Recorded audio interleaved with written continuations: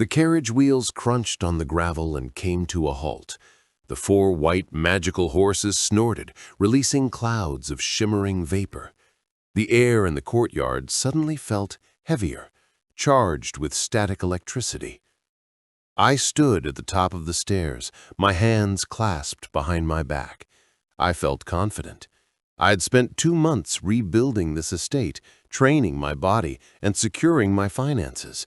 I was no longer the trash baron. I was the architect. But when the carriage door opened, my confidence wavered, not out of fear, but out of shock. A boot touched the ground. Then she stepped out. Elara Everhart. I had stared at her portrait for 60 days. I thought I knew her face, but paint cannot capture pressure. The moment she stood up, a wave of invisible energy washed over the courtyard. It wasn't magic she was casting, it was just her existence. Her mana was so dense, so potent, that it distorted the air around her. It felt like standing next to an exposed nuclear reactor core. She was breathtaking, yes. Silver hair cascading like liquid moonlight, eyes of a violet so deep they looked like the void itself. But I didn't feel attraction. I felt insignificant. My God, I thought, my engineer's brain analyzing the threat. No wonder the old Aric was a drunkard. Living with her, it's like living with a dragon in human skin. The servants, who had learned to respect me over the last few weeks, instantly dropped their heads. Their devotion to her was absolute. Even Sebastian, my loyal butler, looked at her with a reverence he had never shown me. He wasn't just a servant welcoming a mistress.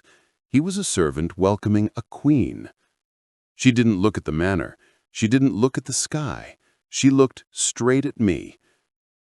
Her gaze was cold, clinical. There was no hate, no anger, just a profound, exhausting indifference. To her, I wasn't a husband. I was a mistake made by her grandfather, an obligation, a piece of furniture she couldn't throw away. She began to walk up the stairs. The battle mages flanking her stayed back, but their eyes were locked on me, daring me to make a wrong move. I stepped forward, forcing myself to withstand the pressure of her aura. "Welcome home, Lady Everhart," I said, my voice steady, bowing slightly, courteous, but not submissive. She stopped on the step below me. For the first time, we were face to face. Up close, I saw the fatigue in her eyes, the dark circles she tried to hide with magic.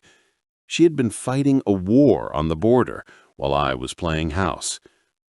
"Lord Valorian," she replied. Her voice was like ice cracking. "The estate looks surprisingly intact. I have made some changes. We need to talk. It is a matter of urgency regarding our arrangement."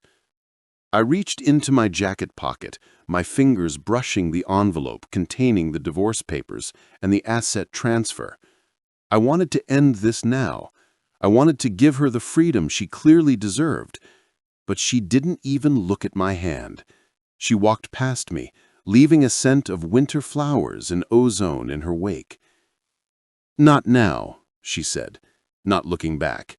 "I have spent 4 months negotiating with elves who speak in riddles.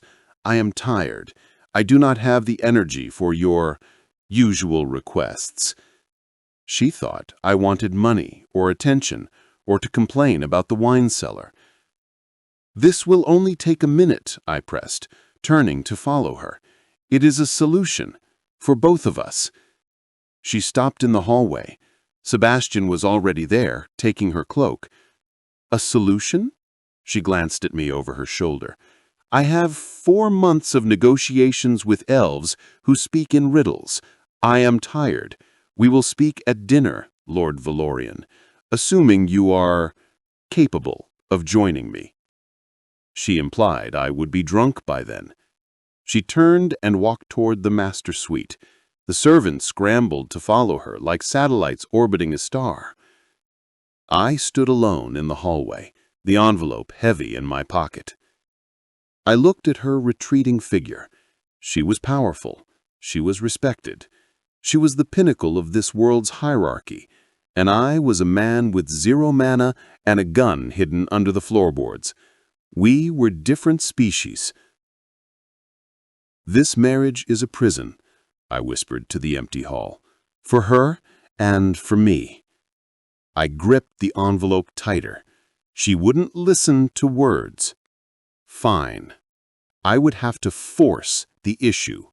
I waited in the corridor leading to the dining hall. I held the envelope in my hand like a shield. Inside were the dissolution of marriage papers, draft copies of the land deeds, and the keys to the vault containing the gold I had recovered from Garman. It was the perfect deal. I was giving her everything. I was leaving myself destitute, homeless, and ostracized by my own family. In exchange, I just wanted one thing: out. The door to her suite opened. Elara stepped out. She had changed from her travel gear into a simple, elegant evening gown of pale blue silk. She looked refreshed, but her expression remained as impenetrable as a fortress wall. "Lady Everhart," I said, stepping into her path, "we must resolve this before dinner." She stopped and sighed, a sound of infinite patience wearing thin. "You are persistent today, Lord Valorian. Very well. What is this solution you speak of?" I extended the envelope. "Read it, please."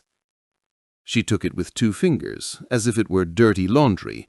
She opened the seal, pulled out the parchment, and began to read. I watched her face, waiting for the change. I expected shock, then realization, and finally, relief. I expected her to look at me and say, "Thank you." Instead, her eyes narrowed. The air around us began to heat up. The candles in the hallway flickered violently. "Divorce," she said. The word sounded like a curse. "It is the only logical path," I explained quickly. "Our grandfathers made a mistake. You were a grand mage. I am, well, you know what I am. This marriage is a shackle on your reputation. I am offering you the estate, the gold, the title. I will take full responsibility. You will be free." She looked up from the paper. Her violet eyes were glowing. "Free," she repeated quietly. "You think this is about freedom?" She raised her hand. A small violet flame ignited at the tip of her index finger. "Wait." She didn't wait.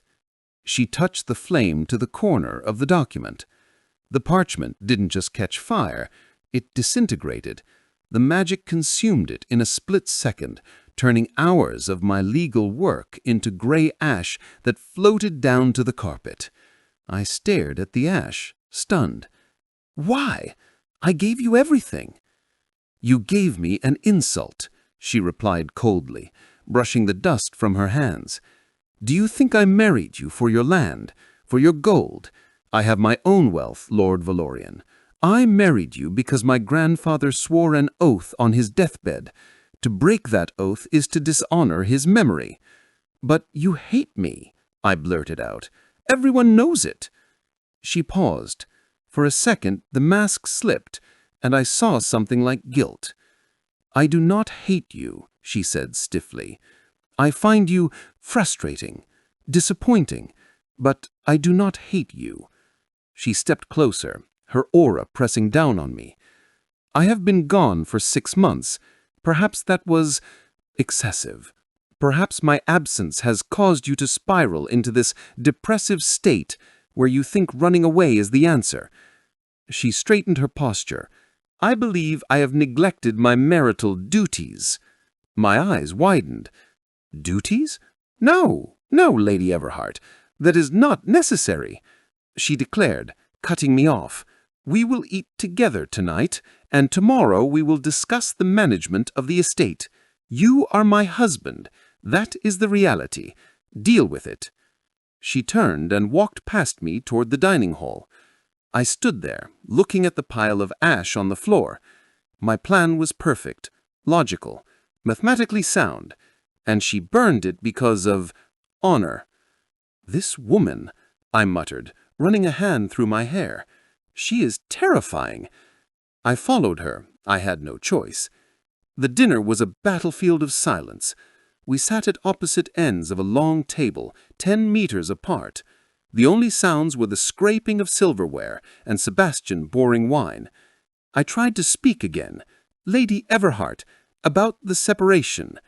She commanded without looking up. Eat your soup, Lord Valorian. When the meal ended, she stood up. I am tired. I will retire to my chambers. And I to mine, I said quickly. She paused at the door, looking back at me. There was a strange look in her eyes, maybe confusion. She noticed I wasn't drunk. She noticed I hadn't begged for money. She said, "Good night, Aric." I shivered. I went to my room and locked the door. I checked the equalizer hidden under my bed. Mission failed. The divorce was rejected. But I am the architect. If Plan A fails, I build Plan B. If she won't let me leave, I will have to find someone else to take my place.